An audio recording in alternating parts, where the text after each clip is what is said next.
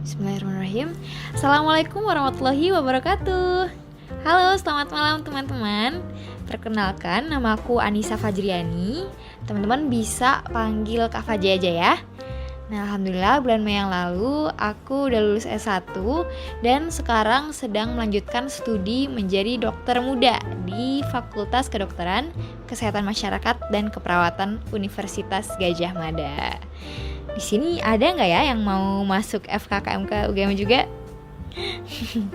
Anyway, pada kesempatan kali ini aku mau sharing tentang perjalananku menjadi mahasiswa berprestasi alias MAPRES.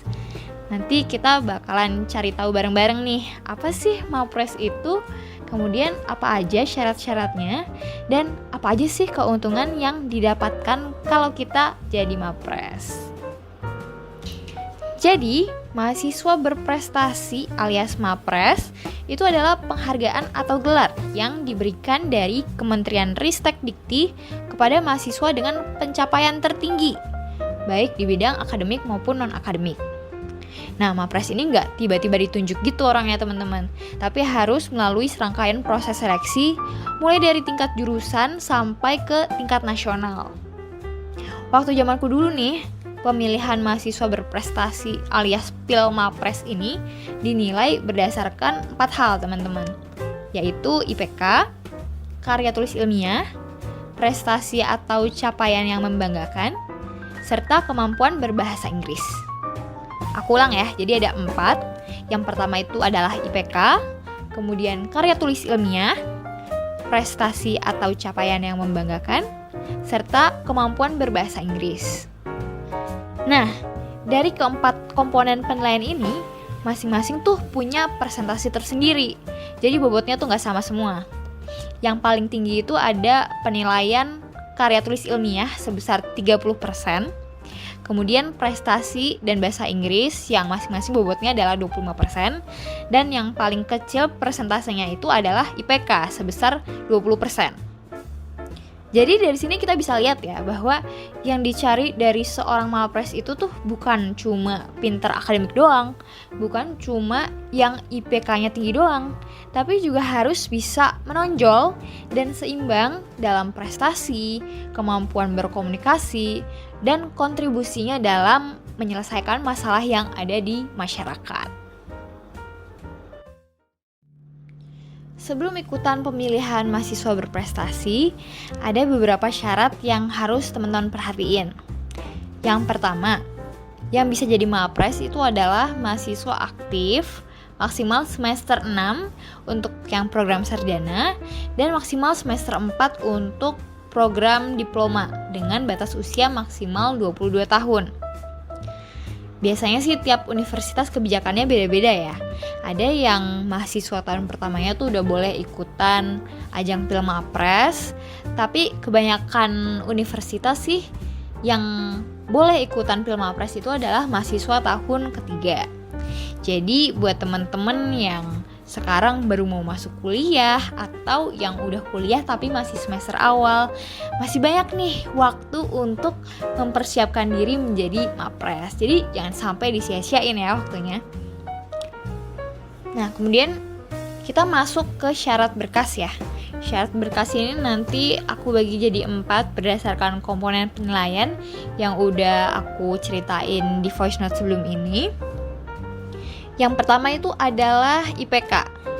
Jadi IPK minimal yang teman-teman butuhkan adalah 3 untuk bisa mengikuti ajang PIL MAPRES. Kemudian yang kedua adalah untuk karya tulisnya nih. Jujur ya, kalau misalnya berdasarkan pengalamanku, karya tulis ilmiah ini adalah komponen yang paling butuh usaha, yang paling susah disiapkan. Nah, untuk karya tulis ilmiah ini biasanya tema yang diangkat itu adalah seputar Sustainable Development Goals atau tujuan pembangunan berkelanjutan dari PBB. Teman-teman bisa lihat ada bidang apa aja dari SDGs di foto yang aku kirim ya. Kalau nggak SDGs, biasanya alternatif lainnya adalah seputar revolusi industri 4.0. Nah, jadi di karya tulis ilmiah ini teman-teman tuh diharapkan bisa menuliskan gagasannya tentang solusi permasalahan yang ada di Indonesia.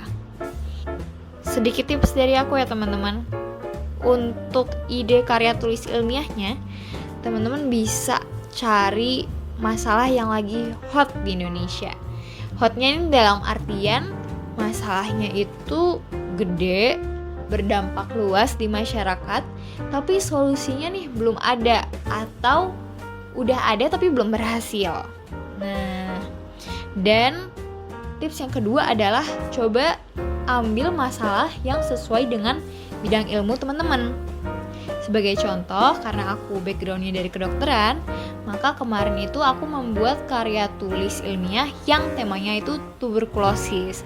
Karena angkanya sangat tinggi di Indonesia, tapi banyak yang belum sadar nih, padahal tuberkulosis itu menyumbang salah satu angka kematian tertinggi. Selanjutnya, untuk penilaian bahasa Inggris, nanti itu teman-teman akan dinilai dari dua hal, writing dan speaking. Writingnya ini dinilai dari karya tulis ilmiah teman-teman yang dibikin dalam versi bahasa Inggris, tapi cuma abstraknya aja. Jadi dari karya tulis ilmiah itu teman-teman bikin abstrak atau intisari dari karya tulis ilmiahnya dalam bahasa Inggris. Itu nanti yang akan menjadi komponen penilaian writing. Nah, untuk speaking nanti teman-teman itu akan dikasih suatu berita atau suatu permasalahan yang topiknya itu random. Kemudian teman-teman diminta untuk menyampaikan pendapatnya dalam 5 menit secara spontan atau impromptu. Yang terakhir adalah portofolio alias daftar prestasi dan capaian selama teman-teman kuliah. Nah, yang mau aku tekankan di sini nih teman-teman, yang disebut capaian itu nggak melulu yang menang lomba loh. Tapi kalau misalnya teman-teman aktif dan menonjol di organisasi misalnya, kemudian menjabat menjadi ketua, wakil ketua, atau pengurus harian, itu juga akan diakui pada ajang Pilmapres ini. Atau contoh lain ya, selain organisasi, misalnya teman-teman menulis buku dan sudah diterbitkan, atau seorang entrepreneur, atau ikut kegiatan pengabdian masyarakat. Itu semuanya juga diakui sebagai sebuah capaian. Nah, dan semua ini nih bisa banget teman-teman cicil dari tahun pertama kuliah. Sedikit saran dari aku, nanti kalau misalnya teman-teman, apalagi yang baru mau masuk kuliah nih ya, waktu tahun pertama gitu udah mulai ikut kegiatan ini itu, terus dapat sertifikat, coba deh mulai sekarang biasain langsung scan dan langsung simpen di laptop atau di drive supaya terarsipkan dengan rapih, sehingga nanti suatu ketika kalau misalnya teman-teman butuh, itu udah lengkap arsipnya. Nah, itu dia syarat-syarat untuk jadi mahasiswa berprestasi. Nah, biar teman-teman tambah semangat dan ada gambaran gimana sih contoh KTI yang bagus itu, atau prestasi apa aja sih yang biasanya diikutin oleh Mapres. Coba deh teman-teman buka pilmapres.kemristekdikti.go.id. Ya, aku ulangin, di pilmapres.kemristekdikti.go.id. Nah, di situ ada profil dan karya tulis kakak-kakak Mapres Nasional tahun 2019. Jadi di situ teman-teman bisa lihat gimana ya contoh karya tulis yang baik yang bisa tembus Mapres Nasional. Kemudian profil orang-orangnya nih gimana aja sih.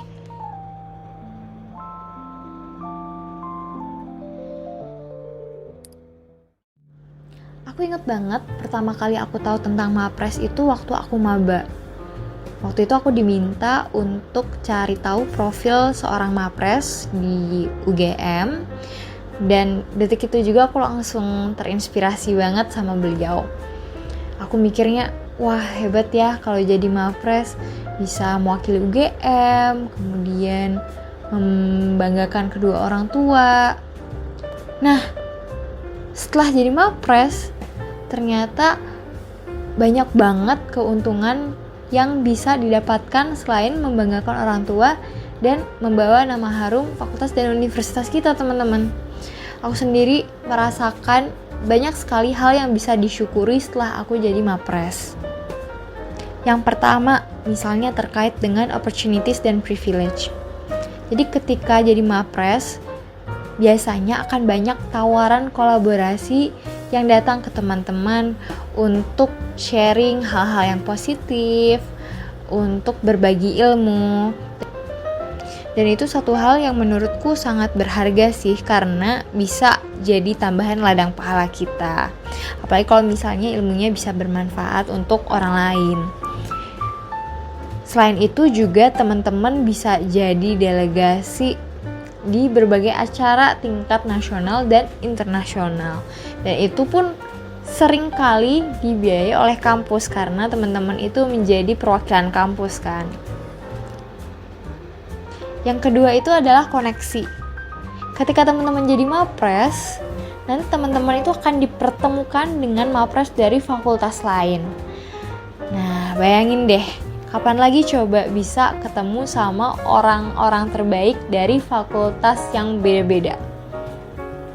Nggak hanya sesama Mapres aja, tapi biasanya kita juga jadi kenal dekat dengan dosen-dosen atau petinggi di kampus atau berbagai pihak yang secara nggak langsung tuh berhubungan dengan proses pemilihan mahasiswa berprestasi ini. Yang ketiga adalah pengembangan diri. Aku merasa banget selama proses pemilihan mahasiswa berprestasi ini, aku banyak sekali belajar hal-hal baru yang gak pernah aku pelajari sebelumnya. Yang membuka wawasan aku, yang membuat manajemen diriku jauh lebih baik, yang membuat aku lebih berani untuk speak up dan berbicara di depan umum. Dan banyak hal positif lainnya yang berubah di dalam diriku, karena selama proses pemilihan itu secara nggak sadar tuh kita memaksa diri untuk belajar gitu, sehingga pada akhirnya kita jadi bisa karena terbiasa itu. Misalnya karya tulis ilmiah, aku tuh termasuk yang payah banget kalau misalnya disuruh nulis penelitian gitu. Tapi karena mengikuti ajang ini, aku memaksa diri untuk bisa dengan cara belajar itu. Yang keempat, aku menjadi punya supportive circle yang baru. Aku punya teman-teman Mapres yang saling mendukung dalam kebaikan, yang selalu support temannya, sehingga ketika kita mau berkembang, kita nggak takut untuk dikatain ambis, dikatain hal-hal yang negatif gitu, karena kita selalu mendukung satu sama lain. Dan biasanya setelah Mapres itu bakal banyak project-project kolaborasi antara teman-teman sesama Mapres biasanya. Selain 4 hal yang aku sebutkan tadi, sebenarnya banyak banget teman-teman keuntungan yang bisa disyukuri kalau misalnya teman-teman jadi Mapres.